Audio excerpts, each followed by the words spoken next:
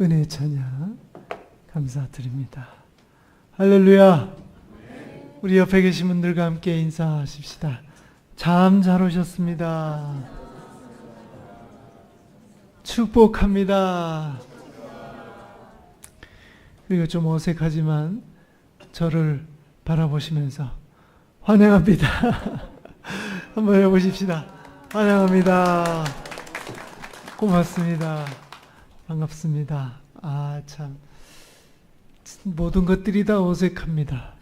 네, 이제 이렇게 앉아서 설교하는 것도 그렇고, 제가 휠체어를 타고 이 경사들을 밟고 올라오는 것도 그렇고, 모든 것들이 다 어색하지만 그럼에도 불구하고 하나님 앞에 감사드리고 영광을 올려드립니다.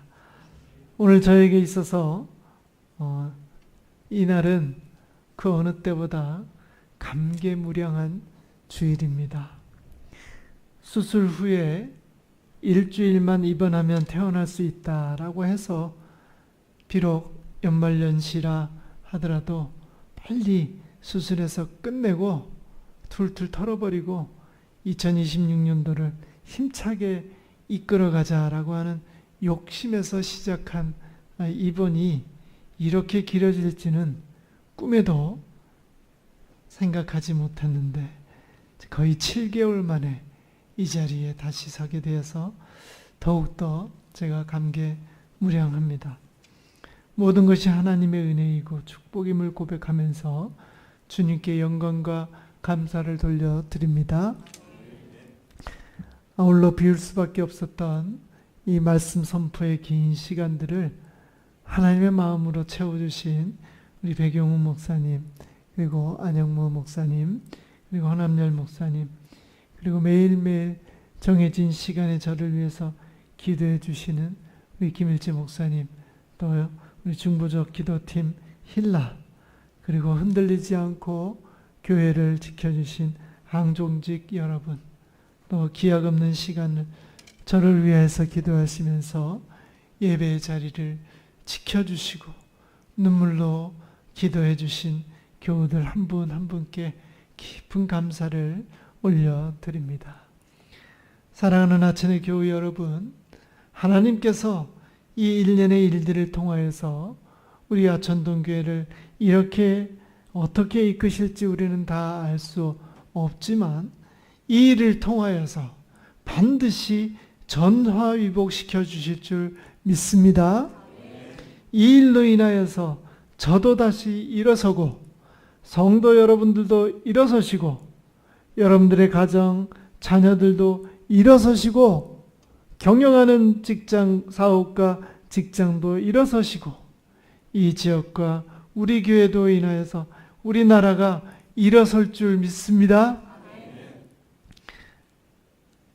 오늘 저는 어떤 설교를 여러분들께 할까 정해진 마음으로 본문을 다지고 한 발짝 한 발짝 발을 떼면서 묵상하는 가운데 익숙한 본문을 가지고 한번 말씀을 나눠봐야 되겠다 생각을 했습니다. 그런데 이 본문은 아들을 제물로 바치라는 아주 충격적인 신의 요구 때문에 이 본문의 시작이 그 일 후에라는 말로 시작한다는 것에는 우리가 큰 관심을 가지지 않다라는 것이에요. 근데 제가 이 말씀을 딱 처음에 접하면서 그 일 후에라는 것이 가슴에 팍 와닿더라고요. 그 일 후에 도대체 그 일이 무엇인가 궁금하게 되었습니다. 저에게도 그 일이 일어나서 어떤 하나님의 사인이 있는 건지 지금도 찾고 있는 중이긴 하지만, 성경 본문에 이 정말 아브라함의 믿음을 시험하는 최고의 그 순간이잖아요. 자기 하나밖에 없는 아들, 어떻게 얻은 아들인데 이 아들을 내 손으로 죽여서 불태워서 하나님 앞에 번제물로 드리라고 하시는 이 하나님의 요구, 이 요구가 있기 이전에 뭔가가 있었다는 얘기를 성경은 하고 있더라는 겁니다. 그 일이 무엇인가 우리 한번 살펴보도록 하겠는데요. 그러면 우리 본문이 22장부터 시작하니까 그 일은 몇 장에 있을까요? 21장에 있겠죠. 바로 앞장에 세 가지 사건이 있습니다. 첫 번째가 1장에서부터 7절까지, 1절에서부터 7절까지인데 그때 무슨 일이 일어나요? 이삭이 출생하게 됩니다. 이삭이 어떤 사람입니까? 하나님의 약속으로 도저히 태어날 수 없는, 도저히 있을 수 없는 그런 출생이 바로 이삭의 출생이죠. 아브라함이 100세 때 그렇게 그러한 일들이 일어납니다. 말도 안 되는 이야기죠. 그런데 이 이삭의 출생은 단순한 아기의 출생이 아니라 도저히 있을 수 없는 그런 특별한 어떤 그 하나의 출생인데, 그것은 바로 하나님께서 아브라함에게 약속하신 것이 성취되었다고 하는 것입니다. 이삭의 출생을 그냥 이삭이 태어났구나 이렇게 보시면 안 돼요. 하나님께서 아브라함에게 약속하신 그 약속이 성취가 되는 거구나 하는 것이죠. 원래 하나님께서는 뭐라고 약속하셔요? 해변의 모래알 같이, 하늘의 별과 같이 너의 자손을 많이 주겠다 그랬는데, 한 명도 아브라함과 사라 사이에서는 100살이 되들 99살이 될 동안 한 명도 없었다는 얘기죠. 그런데도 불구하고 하나님께서 그 약속을 결국에는 이루어 주신 것이 바로 이삭의 출생이다라고 하는 것입니다. 이것을 강조하기 위하여서 21장 1절에 보니까 여호와께서 말씀하신 대로라고 하는 말을 2번이나 기록하고 있고요. 2절에서도 하나님께서 말씀하신 이라는 말로 바로 하나님의 약속이 이루어졌다라고 하는 것을 기록을 하고 있는 것입니다. 이것이 첫 번째 그 일이고요. 두 번째 그 일은 8절부터 21절까지입니다. 무슨 일이 일어나고 있어요? 8절부터 21장 8절부터 21절까지는 바로 하갈과 이스마엘이 아브라함과 사라의 장막에서 쫓겨나는 장면이 나오죠. 아브라함은 하나님께서 약속하신 사라의 몸이 아닌 하갈의 몸에서 난 이스마엘을 하갈과 함께 내보내라라고 말씀하십니다.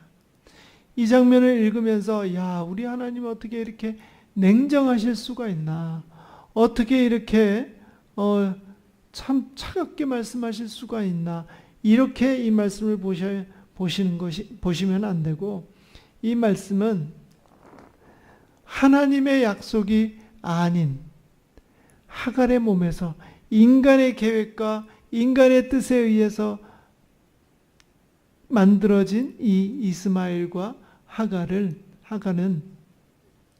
하나님의 약속 안에 들어갈 수 없다라고 하는 것을 이야기하기 위한 말씀이라는 것입니다. 이것을 잘못 오해를 하시면 안 돼요. 그래서 그 일은, 두 번째 그 일은 뭐다? 하갈과 이스마엘은 하나님의 약속이 아니다라고 하는 것이에요. 공통점이 첫 번째 이삭의 출생과 두 번째 하갈과 이스마엘의 이 쫓겨난 것의 공통점은 약속이라고 하는 것이죠. 마지막 그러면 그 일은 뭘까요? 22절에서부터 34절까지 있는 아비멜렉과의 언약을 얘기합니다. 평화협정을 얘기해요. 아브라함은 부엘세바라고 하는 그 블레셋 땅에서 아비멜렉과 평화조약을 맺게 됩니다. 자, 아비멜렉이라는 것은 당시 왕을 칭하는 일반적인 호칭입니다. 마치 이집트의 왕을 뭐라고 불러요? 파라오라고 부르잖아요. 1대 왕도 파라오, 2대 왕도 파라오, 3대 왕도 파라오예요. 이와 마찬가지로 아비멜렉도 그와 같은 이름으로 불려진 것이다 하는 것입니다. 그런데 이 사람이 갑자기 등장해서 평화협정을 맺자고 찾아온 것이에요. 그런데 이 사람은 사실 창세기 20장에서 아브라함의 아내인 사라를 취하려고 하다가 하나님께 호되게 당했던 이력이 있던 바로 그 사람입니다. 그런 사람이 느닷없이 평화협정 맺자고 갑자기 찾아온 것이에요. 왜일까요? 그는 21장 22절에 뭐라고 기록합니까? 다 같이 한번 21장 22절에 보니 한번 읽어주시죠. 시작.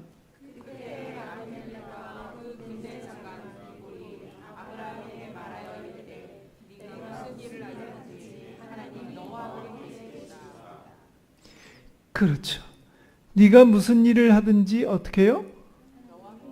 하나님이 너와 함께 있다는 것을 누가 지금 인정하고 있습니까? 아비멜렉이 인정하고 있는 거예요.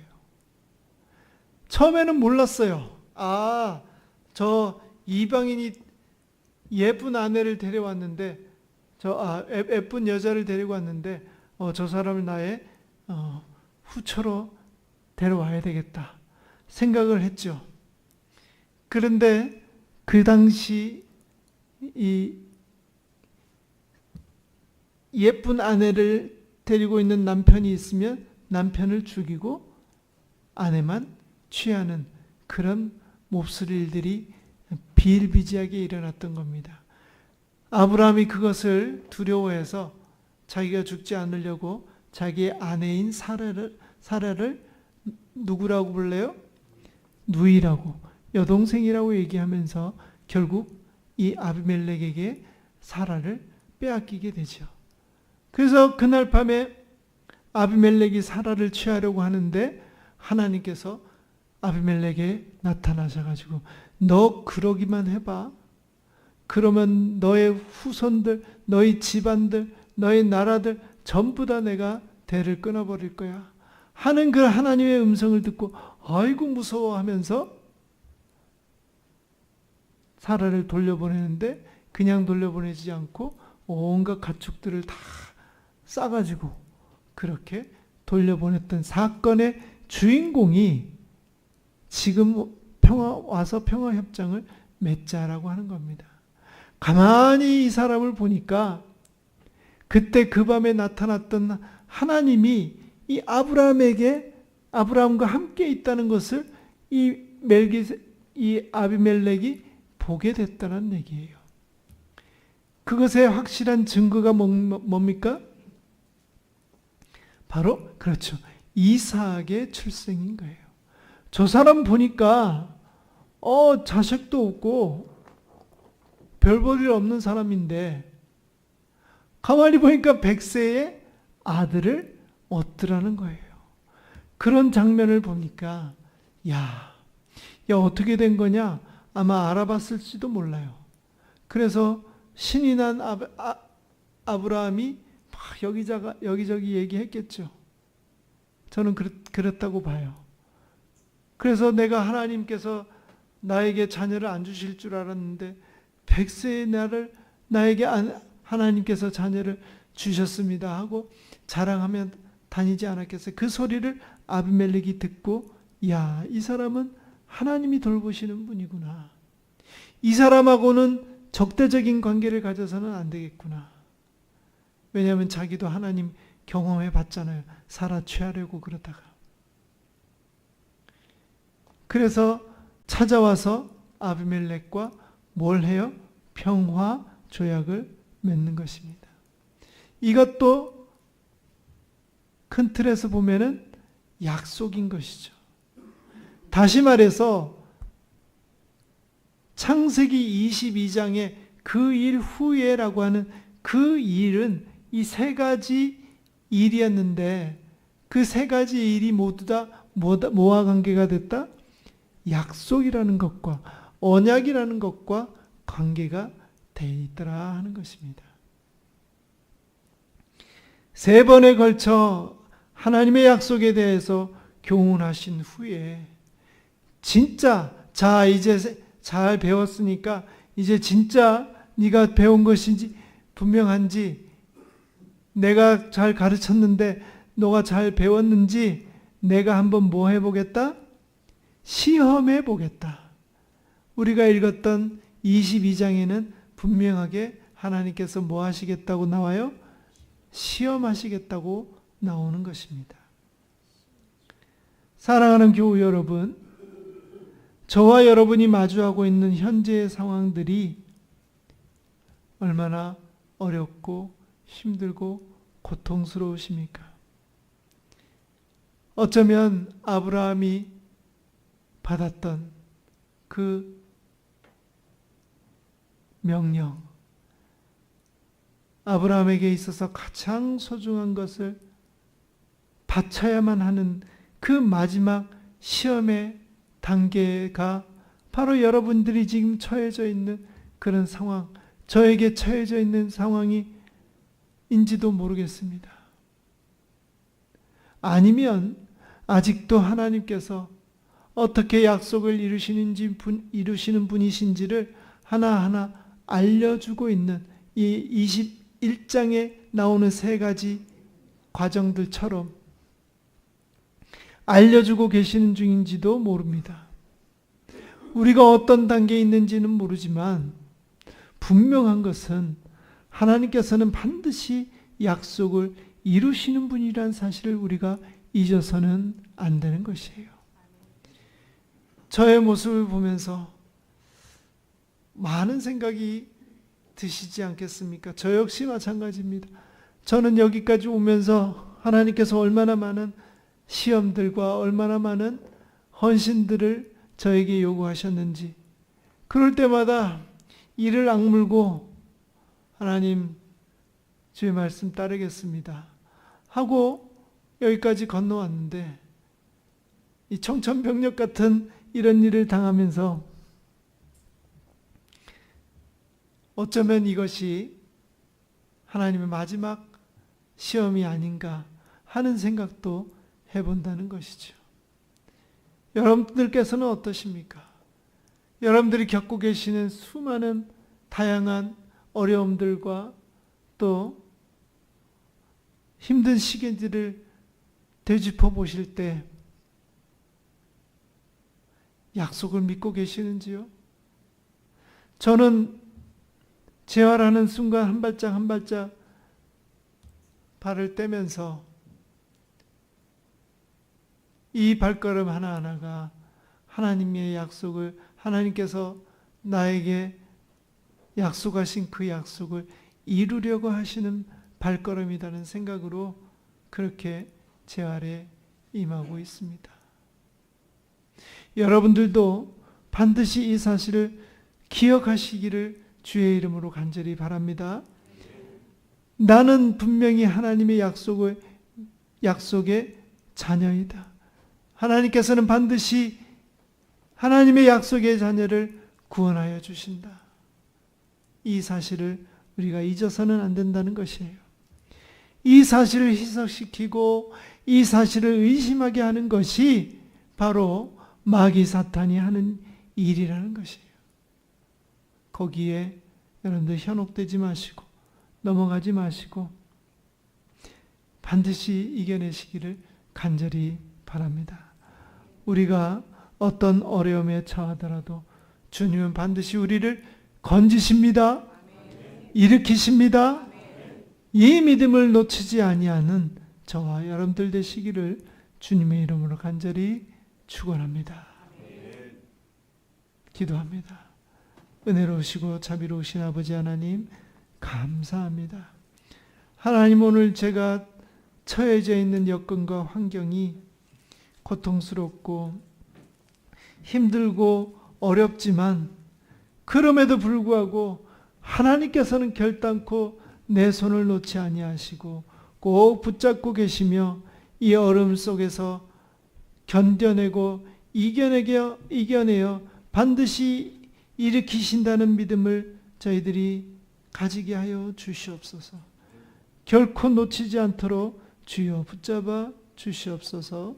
감사드리며 예수님 이름으로 기도드리옵나이다. 아멘.